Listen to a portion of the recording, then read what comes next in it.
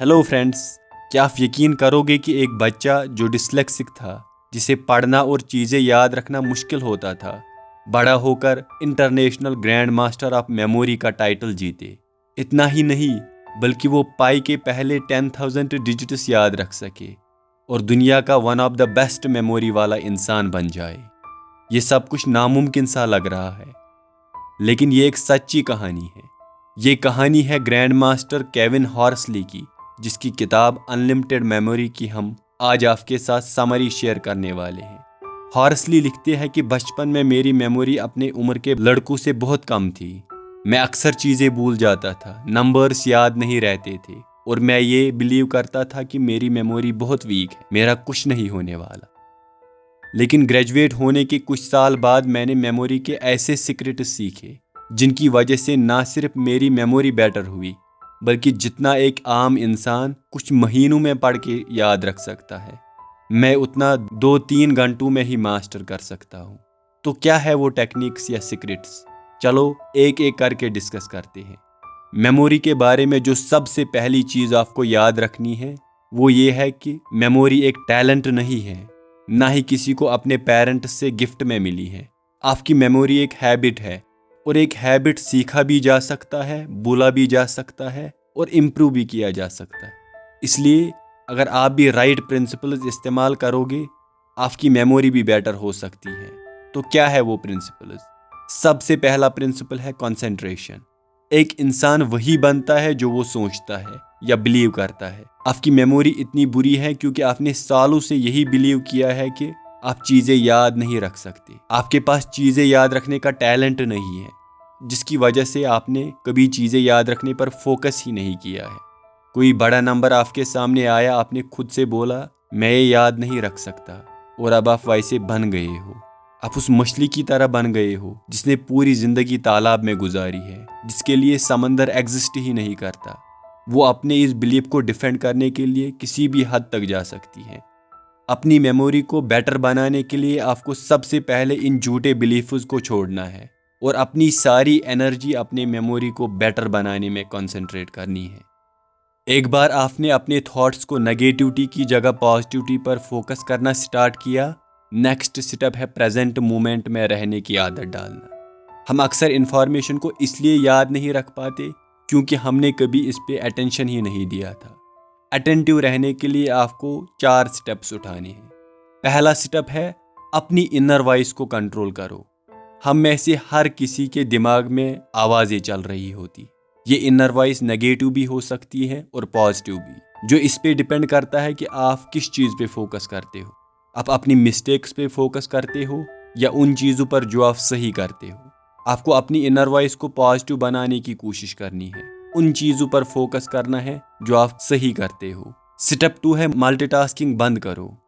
Multitasking एक myth है। Reality यही है कि हमारा माइंड एक टाइम पर एक ही एक्टिविटी पर फोकस कर सकता है। मल्टीटास्किंग के वक्त ये एक एक्टिविटी से दूसरी एक्टिविटी के दरमियान स्विच होता है, जिसकी वजह से दोनों इम्पैक्ट होती है। हम दूसरों से बात करते हुए या फिर पढ़ते हुए बार बार फ़ोन चेक करते हैं या फिर कुछ याद करते हुए खाना खाते हैं, जिससे दोनों नेगेटिवली इम्पैक्ट होते हैं।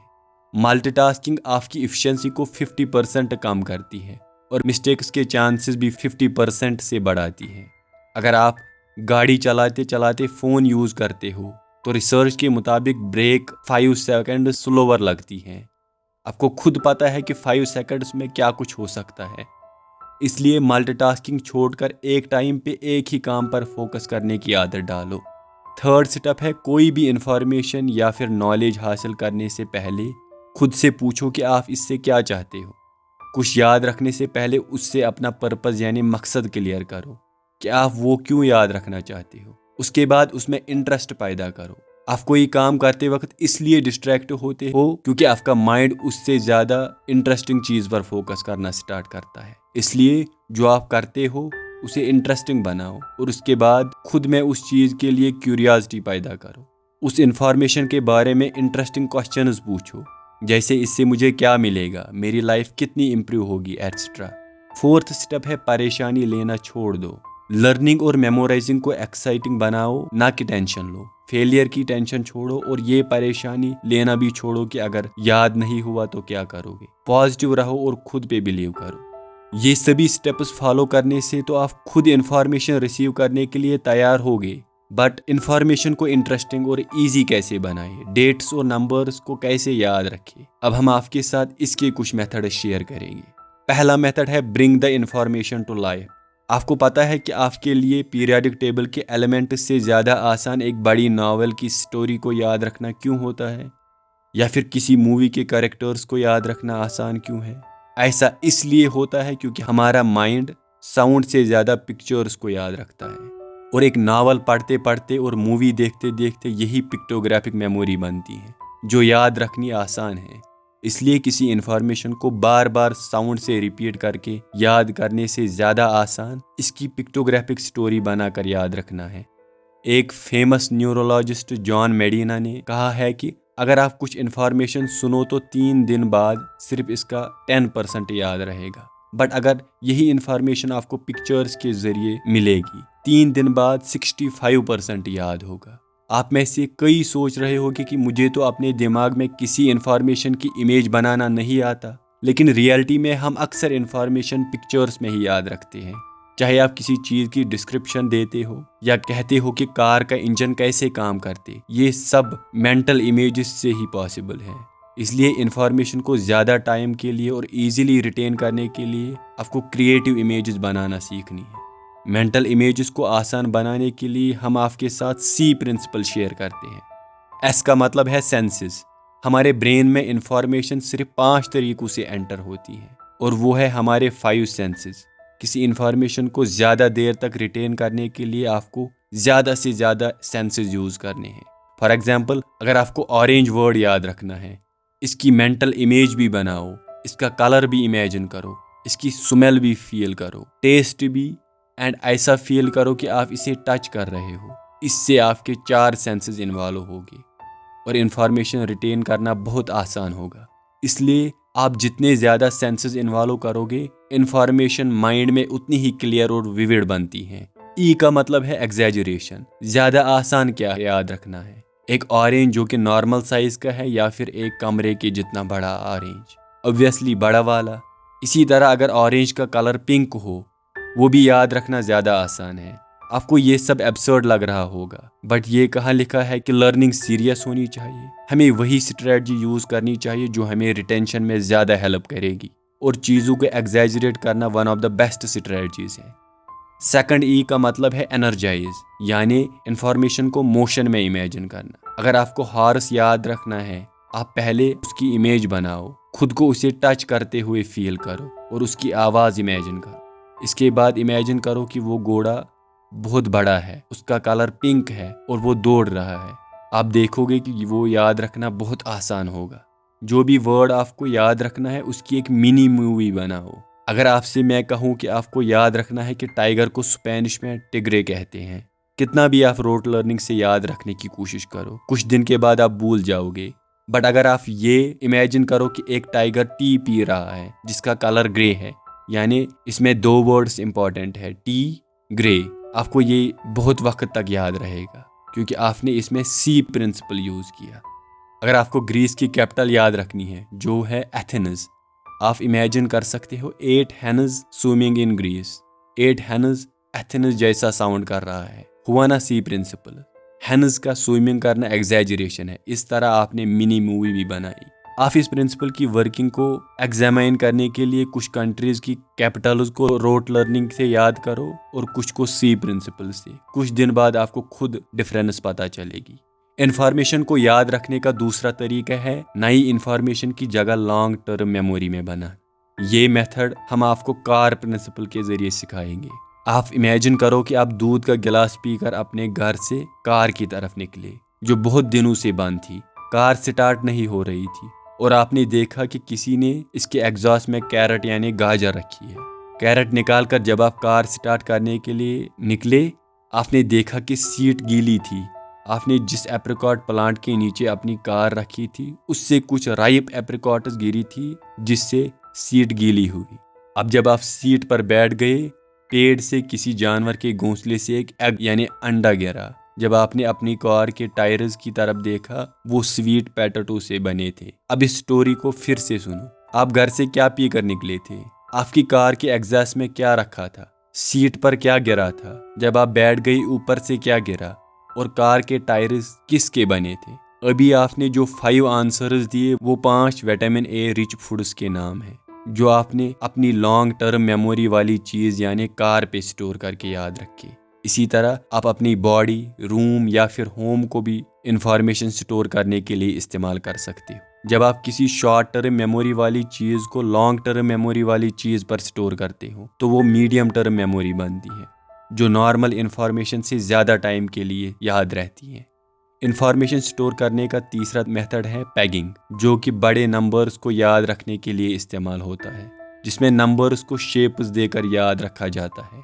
फॉर एग्जाम्पल, 0 को फुटबॉल या फिर एग के जरिए रिप्रेजेंट किया जाए, 1 को पेंसिल या फिर क्रिकेट बैट के जरिए, 5 को स्नैक के जरिए, 9 को बैलून के जरिए।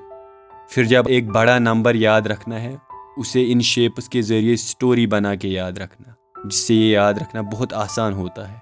अगर आपके काम में नंबर्स याद रखना ज़्यादा इम्पॉर्टेंट है, आप 10 से 99 तक के नंबर्स को शेप्स देकर याद रख सकते हो। फॉर एग्जांपल, अगर आपको नंबर 1813 याद रखना है, आप 18 की साइन वोटिंग मशीन रख सकते हो, क्योंकि कई देशों में वोटिंग की मिनिमम एज 18 है। 13 को बो एंड एरो से रिप्रेजेंट कर सकते हो। इस तरह फिर आप एक स्टोरी बना सकते हो कि जब मैंने वोटिंग मशीन का पहला बटन दबाया, मुझे रियलाइज हुआ कि बच्चों के साथ बो एंड एरो खेलने का वक्त चला गया, अब लाइफ में रिस्पॉन्सिबिलिटी लेनी है। आपने 1813 को स्टोरी के जरिए याद रखा। नंबर्स याद रखने का एक और तरीका है उन्हें एक मीनिंगफुल वर्ड में चेंज करके स्टोरी बनाना। आप कॉन्सोनेंट्स को कुछ नंबर्स के बदले इस्तेमाल कर सकते हो और बीच में वॉवेल्स डाल के मीनिंगफुल वर्ड्स बना सकते हो। फॉर एग्जाम्पल, 1 को L से रिप्रेजेंट कर सकते हो, 3 को M से, 5 को S से, 9 को P से, एटसेट्रा। 39 को आप फिर वर्ड मैप से याद रख सकते हो, जिसमें A वॉवेल होने की वजह से इसका नंबर पर कोई फर्क नहीं पड़ेगा। M 3 को रिप्रेजेंट करती है और P 9 को। इस तरह वर्ड मैप से 39 याद रखना आसान हुआ। आपकी लाइफ में नेम्स का भी बहुत इंपॉर्टेंट रोल है, स्पेशली अगर आपकी डील पब्लिक से ज़्यादा है, क्योंकि अगर आप लोगों को इम्प्रेस करना चाहते हो तो उनका नाम याद रखना बहुत इंपॉर्टेंट है, क्योंकि एक इंसान को दुनिया के सारे नामों से ज़्यादा पसंद अपना नाम होता है। जब आप उन्हें अपने नाम से बुलाते हो, वो बहुत खुश हो जाते हैं। नेम याद रखने का सबसे पहला तरीका है इसको एक इमेज देकर मिनी मूवी बनाना। आपने बुक के स्टार्ट में ऑथर का नाम सुना, क्या आपको वो याद है? मोस्ट लाइकली याद नहीं होगा। अब आप एक स्टोरी याद रख। ब्रूस ली एक हॉर्स लेकर दौड़ रहा था और सीधे जाके एक केव में चला गया। इससे आपको ऑथर का नाम याद होगा, केविन हॉर्सली। केव से केविन, हॉर्स और ब्रूस ली से हॉर्सली। कल याद करने की कोशिश करना, इजीली याद आएगा। नेम याद रखने का दूसरा तरीका है इस नाम को किसी और इंसान के साथ कंपेयर करना जिसे आप पहले ही जानते हो। फॉर एग्जाम्पल, अगर किसी का नाम याद रखना चाहते हो जिसका नाम सलमान है और आप एक्टर सलमान खान को जानते हो, आप इस इंसान को उसके साथ कंपेयर करो, इनकी शक्ल, बात करने का तरीका एटसेट्रा। इससे इन दोनों के बीच आपके माइंड में स्ट्रॉन्ग कनेक्शन बनेगा और इजीली नाम याद होगा। एक और तरीका है नाम को किसी सिमिलर राइमिंग वर्ड के साथ कंपेयर करके इसकी image banana. For example, Peter को आप इमेजिन करो पी ईटर, जो ज्यादा पीज खाता है। वर्ड्स याद रखने का एक और तरीका है उनसे राइम बनाना, इनके पहले लेटर्स से, जैसे कि हम बचपन में पीरियोडिक टेबल या फिर कोई और चीज़ याद रखने में राइमिंग इस्तेमाल करते थे। फॉर एग्जाम्पल, एस ब्लॉक के ग्रुप 2 के एलिमेंट्स को हम ऐसे याद रखते थे, बेटा मांगे कार स्कूटर, बाप राजी। बेटा से BE जो बेरिलियम की सिंबल है। इसी तरह मांगे से Mg यानी मैग्नीशियम, कार से Ca यानी कैल्शियम, स्कूटर से Sr स्ट्रोनियम, बाप से Ba यानी बैरियम, राजी से Ra यानी रेडियम। कितना आसान है ऐसे याद रखना। सिर्फ एक इंटरेस्टिंग सेंटेंस बनाना है और आपका काम हो गया और लॉन्ग टर्म के लिए याद रहेगा। पहले पहले तो ये मेथड्स आपको सिली लगेंगे और आप इन्हें यूज़ करने में इंटरेस्टेड नहीं होगे। अगर आप यूज़ करना स्टार्ट भी करो, आपको विजुअलाइजेशन में दिक्कत आएगी या फिर इमेजेस बनाने या स्टोरी बनाने में।